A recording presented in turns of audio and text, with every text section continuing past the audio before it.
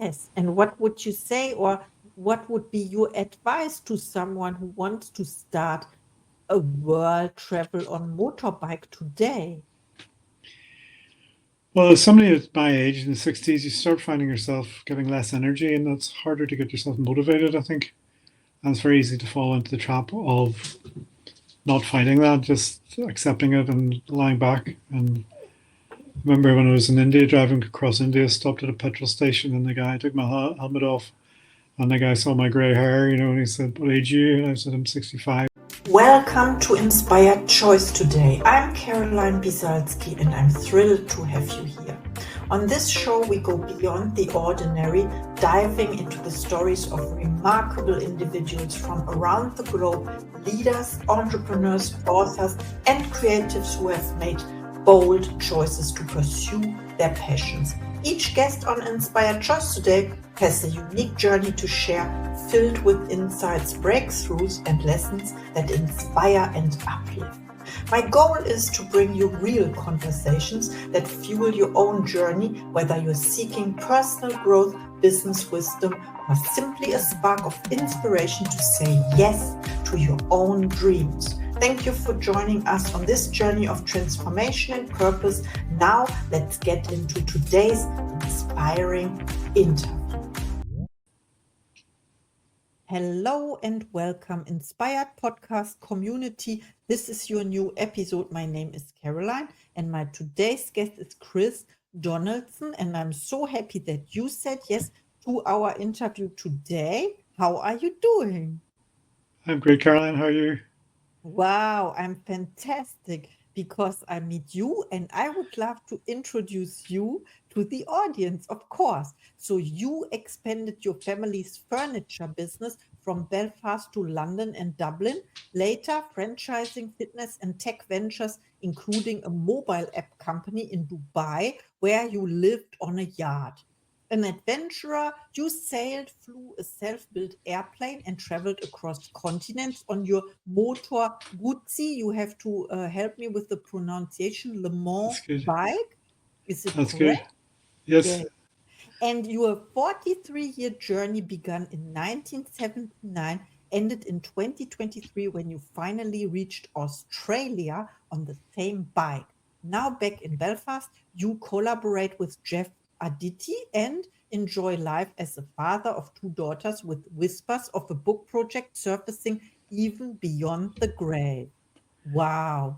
Welcome to the Inspired Podcast. I'm impressed. Chris Donaldson. Thank you. My first question to you is, what motivated you to pursue such diverse ventures from furniture to fitness to mobile apps? Well, I suppose I'm a bit of a serial entrepreneur, and I look back at life. But there's always been a connection of sort of marketing and sales through all the things that I've done. Initially through retail furniture, retail selling to the public. I think the public everywhere is very difficult to sell to. And that's I cut my teeth, as we would say, in selling to the public in furniture. Then I opened a property, transferred to property. And again, you're selling space. You're selling not so much sales, but presenting and producing what people want. Um, but 10, 15 years ago, when the property crashed, the banks took away my property. So I sort of had to go back on the sales marketing line again. And I started a fitness company doing ladies' fitness, a diet company for weight loss. And through that, the marketing a mobile app company. And I suppose through all those things, there is marketing you have to sell. It's just a different way of selling to people. And I'm an author. I suppose it's like yourself, probably. You think when you write a book, that's it done. You just print it and forget about it. But actually, there's a lot of sales and marketing going on with even writing a book as well. Yes, absolutely. I love your book project and thank you for sharing. And my next question is, how has your long journey with the Moto Guzzi Le Mans shaped your outlook on life? Well, it's when I left Belfast in 1979. Belfast wasn't a very nice place to be. There was bombings and shootings going on. So a lot of myself, I was only 21, but a lot of my contemporaries wanted to get out of town.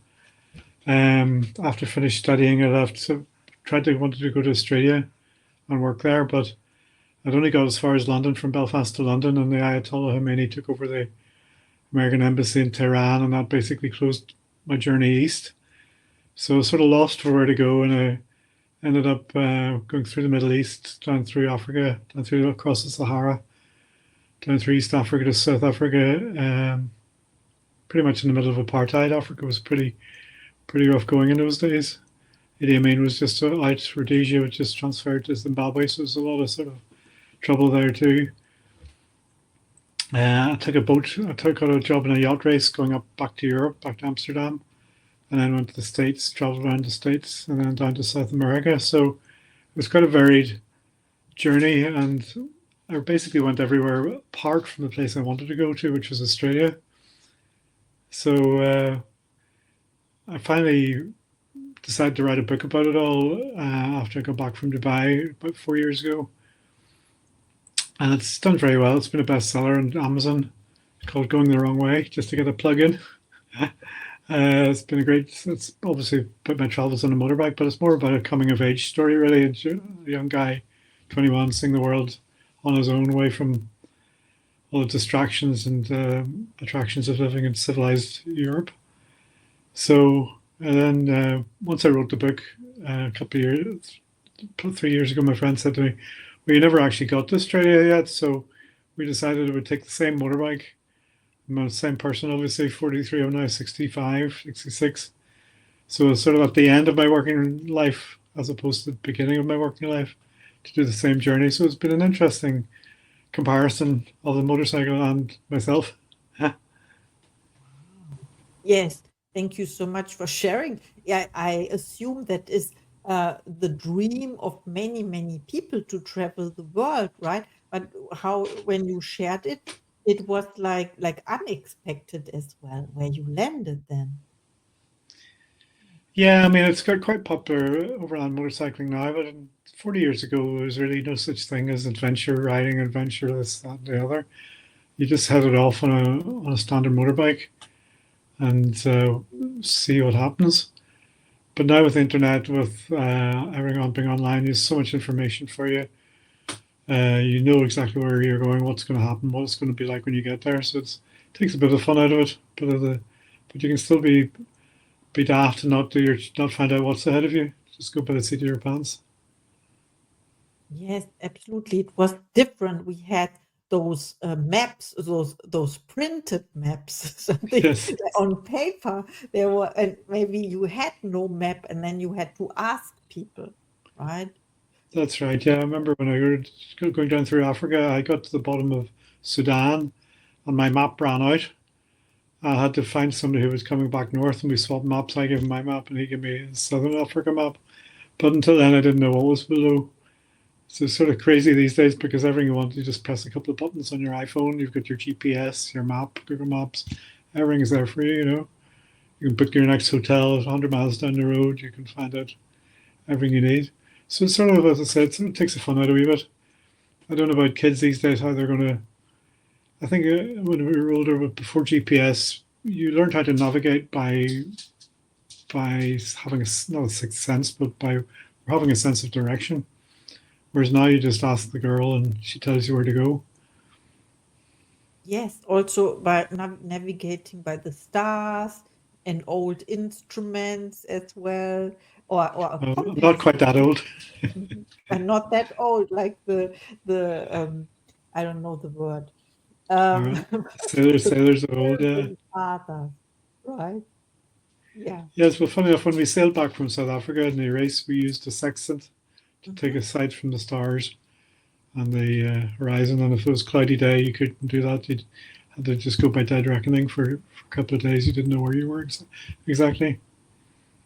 Yeah, that's great. And it is so quick that we forget about that there were times without mobile phone and computer and GPS, as you mentioned. So what was the most challenging part of expanding your family business internationally?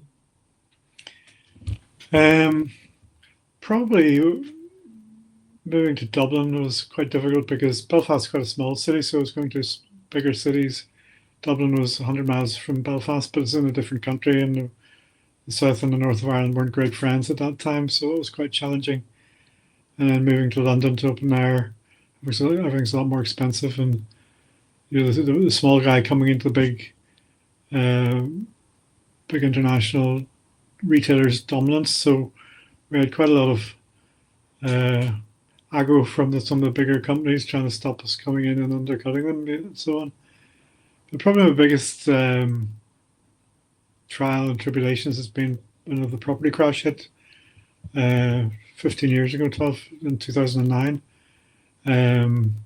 I had to fight with the banks to keep my property. I had to put my company into receivership, and I had to learn how to go to law, to go to court, to challenge the lawyers, the bank's lawyers, to get my properties back, which I did after 3 years. So that was probably my most challenging time. Yes, I think so. When you have to wait 3 years, but you don't know in the beginning. So it's like traveling without GPS.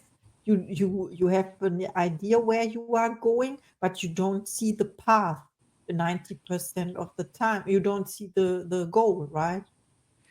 Yeah, and like traveling places across the desert, across the Sahara, you're traveling for 5 days without seeing anybody much. We're traveling on a convoy, but it's probably one of the most challenging times physically and mentally.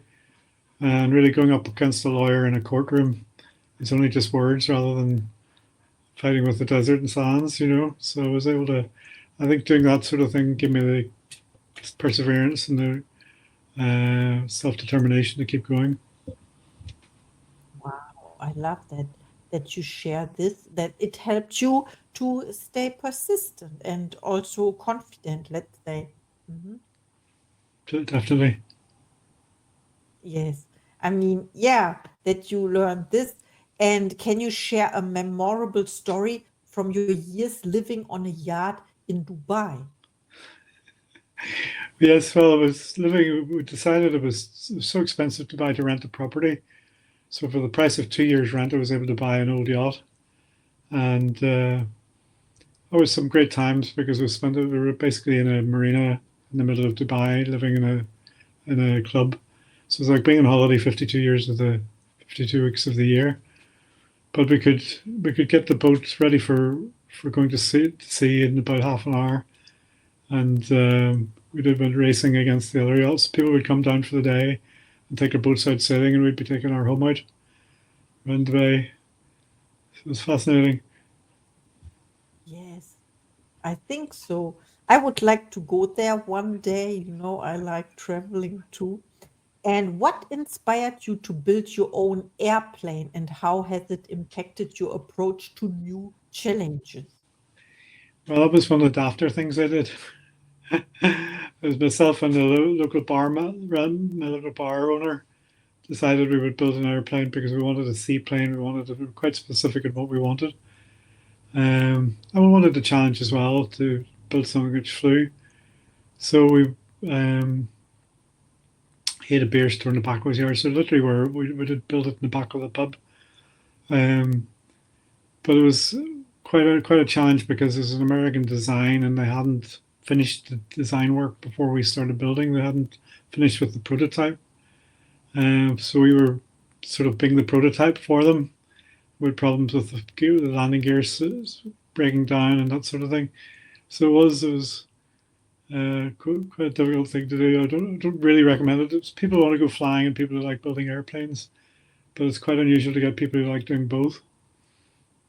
So we Yes. finally got the plane flying and it flew quite well, but we heard reports from the guys in the States in America that some of their wings had damaged. There was a design fault in some of the wings, and a couple of the planes there, their wing fell off. So we decided not to fly ours anymore. So it's now in a museum. Oh, wow. So it was It's a in a great challenge to museum. build it. It was a great sense of achievement building something to fly.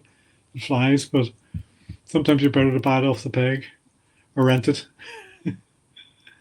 Yeah, that reminds me of the Wright brothers. It was a bit like that, yes. Yeah, like the Wright brothers. So you talked already about your book a little bit, and I don't know if I understood it right that you are writing a second one. Can you tell us more about your book and where people can find you when they want to connect or reach out to you? Yes, I mean, I wrote the book, as I say, because I'd heard of a few people like Top Gear and Ewan McGregor and people like that doing around the world stories. But I wanted to tell people what it was like to actually do it on your own without any backup, any support, because it was a trip that made a great difference to my life. And the book was released on Amazon 3 years ago, and it's got over 1,400 five-star reviews. So it's really hit a spot with people because it's a story of it's a bit of a road trip. It's a coming of age story. It's motorbikes. It's learning about the countries they're traveling through. It's touches a lot of different things, and it's some of the reviews. People have been very kind and said how it's helped them get over problems and overcome obstacles as well. Um, as I was saying, you think once you've written a book, that's it. But by self-publishing, you have to be your publicist, your author, your marketing guy, your just about everything. But it's amazing how the technology's changed so much. By writing a book in Belfast, you can sell it all over the world in ebooks and Kindle and audiobooks. It's quite fantastic. But yes, it's an Amazon Going the Wrong Way by Chris Donaldson. I say. Yes. We will put the link in the show notes, of course. Thank you so much for sharing. And I remember I checked out your Instagram account, and there were also pictures of your book with famous people, I think. So yeah, Yes, it was impressive. Yeah. yes, it's on my website too, chrisdonaldson.world. I'm not very good with I'm doing Facebook and Instagram, but I'm too old to get up to date with them all.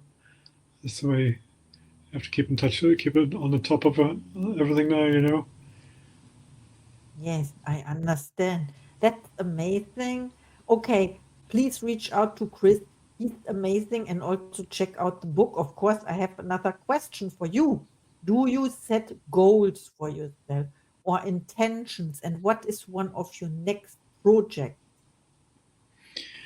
Yeah, I try and set goals because I think if you don't, you just float around through life not achieving an awful lot. I've always wanted to have my wife says I always need to have a project, something to aim for, which is good things and bad things about it. She never finds I never relax for long enough. But yeah, I'm writing a book about finally getting to Australia on the same motorbike, which is, as I say, is comparing new technology and old technology and an old guy who's 65 retiring against the young guy 21, and just how the same person approaches the same similar problems gets a different outcome. Um, so I'm writing a book about that called Adventure Before Dementia because a lot of my friends are hitting 60 odd. You find people get ill, your friends get, some of them are passing away, unfortunately. So it's a different stage of life, and you're not looking ahead. You're looking ahead, but without so much time on work, you're able to spend time with your family and spend time with yourself. So looking forward to that more. Yes. And what would you say, or what would be your advice to someone who wants to start a world travel on motorbike today? Well, as somebody at my age in the 60s, you start finding yourself getting less energy, and that's harder to get yourself motivated, I think. And it's very easy to fall into the trap of not fighting that, just accepting it and lying back. And I remember when I was in India, driving across India, stopped at a petrol station, and the guy took my helmet off, and the guy saw my grey hair, and he said, "What age are you?" And I said, "I'm 65." He said he laughed. He says, when in my country, when people are 65, they're sitting in the kitchen, reading, smoking, reading the paper, and looking after the children. They don't do anything at all like this. And in our culture, I think we spend too much time in front of Netflix, just watching time go by. Really, my advice to anybody, especially when you're older, just get off your butt, get off your ass, and get out and do it if you think you can do it. I mean, I can still ride across the world on a motorbike, which I had trouble doing when I was 21. So if I can still do it at 66, anybody can. Wow, I love that. Thank you so much for sharing. So your message is just start because it's the start that stops most people, right? Yeah, I mean, people start to think, well, I need to think about that. I need to make plans, and I think people very often use plans and worrying about this and can I do this. They use this as reasons for not doing it. Whereas if you just get off your butt and start doing it, a lot of things fall into place generally, and you obviously need to make plans to some extent, but I mean, going the wrong way book just shows very much how traveling things happen day after day, and if you want to go to a direction, you will get there. You don't need to burden yourself down with too many plans and too many things to carry and places to go. Just get off and do it. Yes, and it is remarkable that your goal was to travel to Australia and that you didn't reach it so quickly, so to say. But you always stuck or to your goal, but you changed the plan when it was necessary, right? Yeah, I mean, I got there 42 years late. But I think Um, Australia is a wonderful place, and I do sometimes wonder if I'd left Belfast 2 or 3 weeks earlier, I would have got past Iran before the revolution started. And if I got to Australia when I was 21, I probably would have stayed there and worked there and just built a life there. So it's amazing how things outside your control can make a huge difference in the direction of your life. Yes, absolutely. So your story is very encouraging to everyone who wants to start their journey. And yeah, it's one thing, I did a road trip last year. It was 4 weeks or so, 2000 miles in the US, but I was in my car. And I Yeah. thought this is adventurous already. But when I hear your story, of course, you're a great example for me, and I want to do this also, not on motorbike. I think this is not my I can be courageous to do this, but not on my own. I don't have a driver's license yet for for the motorbike, but I think in certain countries you don't even need a driver's license, right?